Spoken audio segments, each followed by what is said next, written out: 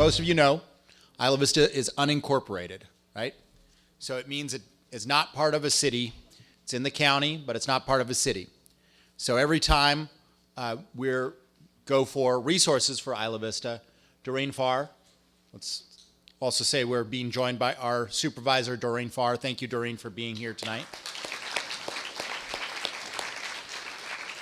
So every time Isla Vista needs some services, Doreen Farr has to fight over those monies, right? In a way that a city doesn't have to. The mayor doesn't have to fight for monies to be allocated to Santa Barbara because they are automatically allocated as part of a city. So that's one of the hard parts about our governance structure. I describe the cycle for Isla Vista in some ways is sometimes there is a lot of attention on it, resources and efforts come, then neglect follows, then something really bad happens and everybody pulls together and tries to do something, and then there's attention and resources. But unfortunately, during those times of attention and resources, there's not a structural change. And so eventually, there isn't the same attention and resources. So the only thing that hasn't really been tried before is a community services district. And what is a community services district?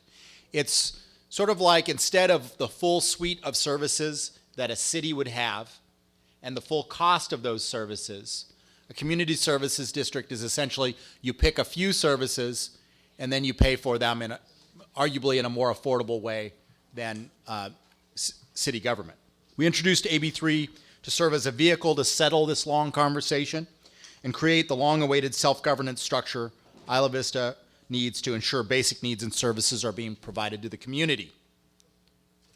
Currently, the bill, which has garnered a lot of attention, more attention than we thought, is only intent language. It doesn't say much besides we as a community want to have better services, and we want to have a community services district. So what we need to do in order to really make this substantive is really get an idea of what you, the people of Isla Vista, most need for services. And that's what tonight's all about.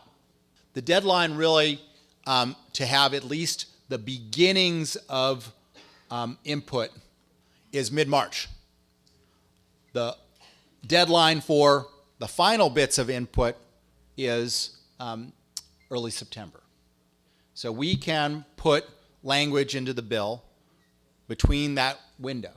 So that means you're very important. You're important to me, you're important to our office, and it's important to get the right kind of public input.